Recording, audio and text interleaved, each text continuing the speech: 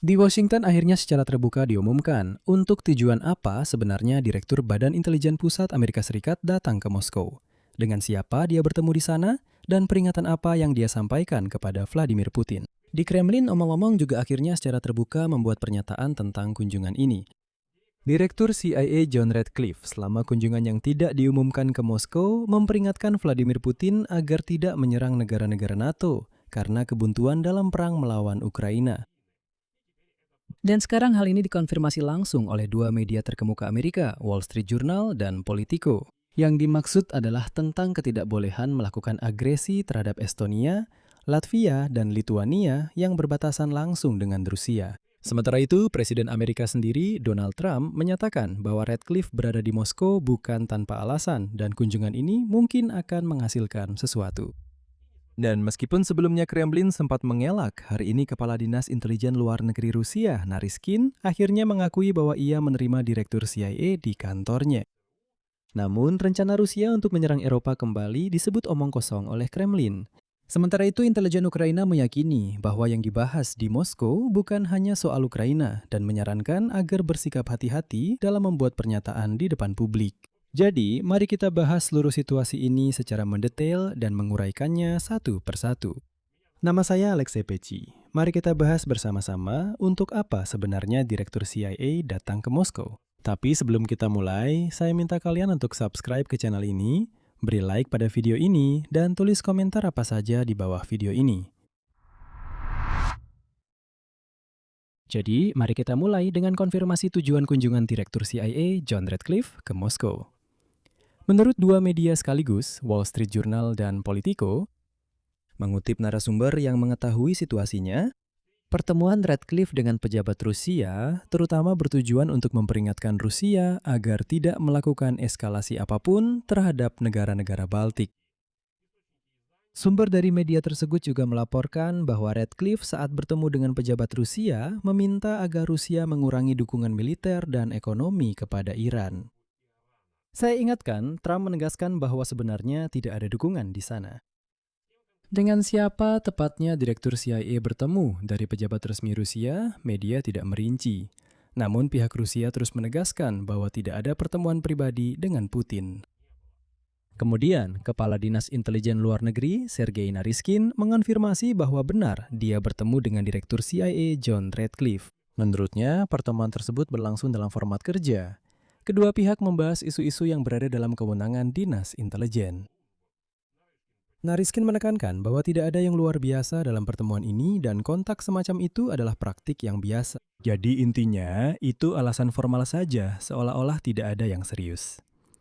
Ya, saya ingatkan, terakhir kali, seperti yang dikatakan Naryshkin, ya ini hanya pertemuan biasa antara dua petugas dinas intelijen. Terakhir kali di Moskow, Direktur CIA yang lain, William Burns, mendarat di pada tahun 2021, 5 tahun yang lalu. Itulah kunjungan terakhir. Jadi, mengatakan bahwa itu hal yang biasa saja, tidak ada yang serius di sana, itu semua omong kosong belaka. Dan juga, mari kita jujur, pesawat militer Amerika Serikat mendarat di Moskow. Saya ingatkan, Moskow, menurut kata-kata Putin, sedang berperang melawan NATO, melawan orang Amerika.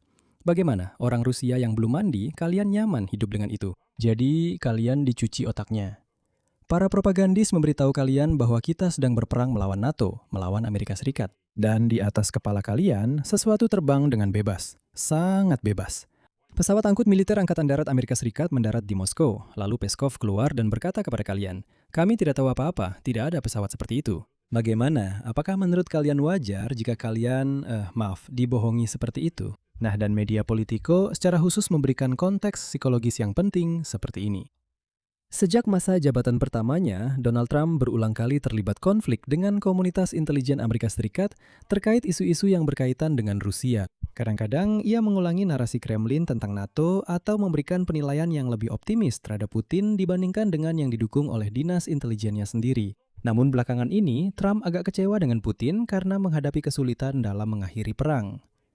Sementara itu, Ratcliffe sendiri secara umum dianggap sebagai sosok yang keras terhadap Rusia. Artinya, pemilihan orang ini oleh Trump untuk misi di Moskow sudah sangat bermakna dengan sendirinya. Begini, Trump bisa saja mengirimkan Stephen Witkoff yang akan menjilat Putin dari segala sisi, tapi dia tidak melakukannya. dia justru mengirimkan Ratcliffe yang sangat pro-Ukraina. Dan Anda tahu, menarik bagaimana sekarang para pejabat resmi dari kedua belah pihak mencoba meredam isu ini. Trump sendiri mengatakan, kutipannya, John Ratcliffe adalah orang yang hebat. Dia adalah kepala Badan Intelijen Pusat dan dia berada di sana bukan tanpa alasan. Dan dari situ memang bisa saja ada hasilnya. Kami bekerja sangat keras untuk mengakhiri perang ini. Dan sejujurnya, keduanya, Zelensky dan Putin, menginginkan hal itu. Namun sebelumnya, dia menyebut kunjungan itu sebagai perjalanan rutin dan secara langsung menolak versi tentang uji keteguhan NATO serta sanksi terhadap Iran atau kemungkinan serangan orang Rusia terhadap Britania Raya. Dan baru sehari yang lalu, Trump mengatakan bahwa tidak ada satupun dari hal-hal yang disebutkan di atas.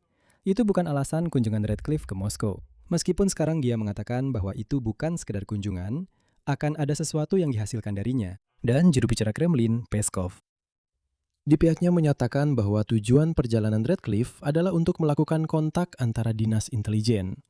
Putin telah diberitahu tentang hasilnya, tetapi tidak ada pertemuan pribadi.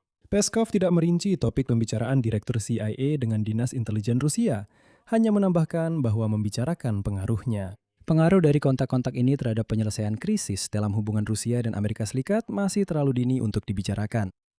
Namun pihak Ukraina yang diwakili oleh Kirill Budanov mengambil posisi yang sangat hati-hati. Berikut kutipannya. Kita tunggu komentar resmi. Sejauh yang saya tahu, kunjungan ini yang awalnya direncanakan di tempat lain telah dipindahkan dan sekarang kunjungan itu telah berlangsung. Topik utama adalah hubungan, bisa dibilang begitu, antara kedua negara. Di antara topik yang dibahas adalah penghentian perang di Ukraina. Namun itu bukanlah isu utama dalam pertemuan ini. Dan untuk pertanyaan langsung, apakah kunjungan ini mungkin terkait dengan peringatan kepada Putin tentang kemungkinan tindakannya terhadap negara-negara NATO? Kepala Kantor Presiden Ukraina mengimbau, kutipannya, untuk menunjukkan sikap menahan diri dalam pernyataan publik. Ngomong-ngomong, ada detail menarik tentang pesawat itu sendiri. Ratcliffe tiba di Moskow pada 25 Agustus dengan pesawat militer C-17. Dan sehari sebelum perjalanan, Amerika Serikat memberitahu Ukraina bahwa delegasi tingkat tinggi akan berangkat ke Moskow dan meminta untuk menunda serangan ke wilayah Rusia sampai Ratcliffe meninggalkan Moskow. Nah, saluran telegram Ukraine Konteks yang omong-omong disebut dekat dengan Kirill Budanov menjelaskan bahwa pihak Ukraina, kutipannya, mengetahui beberapa aspek dan isu yang dibahas di Moskow dalam perundingan tertutup selama beberapa percakapan yang tidak terlalu lama antara pihak Amerika dengan pejabat Rusia. Kemudian juga dilaporkan bahwa di pesawat angkut Angkatan Udara Amerika Serikat telah dipasang kapsul khusus yang aman, yang di dalamnya tampak seperti kamar hotel kecil tempat John Ratcliffe berada selama penerbangan.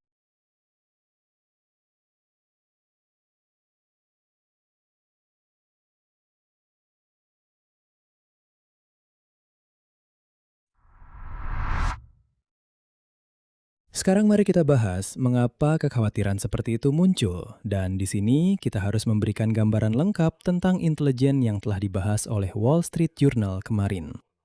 Militer Rusia mengadakan latihan untuk persiapan mobilisasi di wilayah Kaliningrad dan daerah lainnya, memeriksa infrastruktur Kementerian Pertahanan untuk kesiapan menerima para rekrutan, menyediakan makanan dan senjata bagi mereka. Penilaian baru dari intelijen Amerika merevisi prediksi sebelumnya yang lebih tenang. Menurut prediksi tersebut, Putin tidak akan berani memprovokasi NATO selama Rusia masih melanjutkan perang melawan Ukraina. Di antara skenario yang mungkin terjadi adalah serangan siber atau bahkan invasi darat kecil. Dinas Intelijen Inggris memperkirakan bahwa negara-negara NATO dalam waktu dekat mungkin akan menghadapi tindakan baru dari Rusia. Para ahli percaya bahwa Kremlin sedang mempersiapkan provokasi serius terhadap NATO dan secara pribadi terhadap Perdana Menteri baru Inggris, Andy Burnham. Hari ini Kremlin melalui si jubir mabuknya, Maska Zakharova, kembali mengancam Inggris dengan serangan karena telah membantu Ukraina. Menteri Pertahanan Lituania, Robert Kaunas, merumuskan logika Kremlin seperti ini, kutipannya. Kremlin dan Putin membutuhkan eskalasi baru, semacam kemenangan baru, dan dalam hal ini target terdekat adalah kawasan Baltik dan Polandia. Intelijen Amerika Serikat menilai kemungkinan skenario ekstrim, yaitu invasi darat terbatas, sebagai rendah, namun menurut laporan kemungkinannya meningkat seiring waktu. Peran Belarus dalam skenario ini juga patut mendapat perhatian khusus, dan di sini juga sudah ada data yang telah dikonfirmasi. Menurut informasi dari Wall Street Journal yang mengutip pejabat Rusia dan Eropa, Moskow dapat menggunakan Belarus untuk melakukan serangan hibrida. Kremlin menekan diktator Lukashenko, menuntut agar ia memberikan kerjasama. Для открытия второго фронта. Dalam konteks ini, saya akan mengutip penilaian dari media Foreign Policy. Selama berbulan-bulan, Eropa telah mengalami sabotase yang semakin besar yang jelas terkait dengan Rusia. Dan sekarang Putin memiliki semua alasan untuk meningkatkan taruhannya, karena NATO sejauh ini belum menunjukkan kesiapan untuk melindungi perbatasan. Hanya dalam paruh pertama bulan Agustus, serangkaian sabotase terjadi di Eropa. Pertanyaan kunci sekarang adalah seberapa kreatif Putin bisa bertindak. Secara khusus, Kremlin dapat mengorganisir aksi teror di kota-kota Eropa, menggunakan migrasi sebagai senjata atau melakukan serangan siber terhadap infrastruktur vital. Dan media tersebut secara khusus mencatat bahwa sebelumnya Putin tidak berani menyerang Eropa secara langsung karena takut akan reaksi NATO. Namun sejauh ini, aliansi belum menunjukkan kesiapan untuk menerapkan pasal 5 Piagam NATO, yang berarti Putin memiliki keleluasaan. Dan dia selalu bisa, seperti yang dikatakan, mundur jika terlalu jauh. Karena NATO mungkin, jika pun merespons, akan merespons dengan cukup hati-hati. Kesimpulannya, kunjungan Direktur CIA ke Moskow yang awalnya coba digambarkan sebagai kontak rutin antar dinas intelijen, ternyata menurut data dari dua media terkemuka, merupakan peringatan langsung dan tegas kepada Putin agar tidak menyerang negara-negara Baltik. Artinya, Washington secara resmi mengakui adanya ancaman nyata yang selama berbulan-bulan sudah diingatkan oleh para sekutu NATO dari Lituania hingga Jerman. Namun, masing-masing pihak menanggapi informasi ini dengan caranya sendiri. Trump secara demonstratif mengatakan bahwa tidak ada hal serius di sana, tetapi ia memberi isyarat bahwa sesuatu mungkin bisa terjadi. Kremlin hanya membatasi diri pada pernyataan standar tentang adanya kontak antara dinas intelijen. Nah, Ukraina, jika dilihat dari kehati-hatian Budanov, lebih memilih untuk tidak ikut campur dalam percakapan ini secara terbuka. Sementara mereka sendiri masih berusaha untuk merundingkan jalur negosiasi mereka sendiri dengan Rusia. Namun, di balik semua pernyataan diplomatik ini, ada satu kekhawatiran yang sama. Amerika, Inggris, dan Jerman.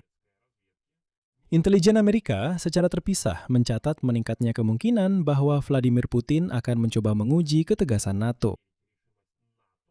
Dan ini terjadi tepat pada saat Eropa selama beberapa bulan terakhir terus mencatat sabotase yang semakin berani, yang jelas terkait dengan Moskow, namun tidak melakukan apapun sebagai tanggapan. Saya cukupkan sampai di sini. Tulis pendapat dan kesimpulan Anda di kolom komentar di bawah episode ini. Berlanggananlah ke kanal, tekan loncengnya, dan jangan lupa tekan tombol suka. Itu saja, jaga diri Anda, sampai jumpa.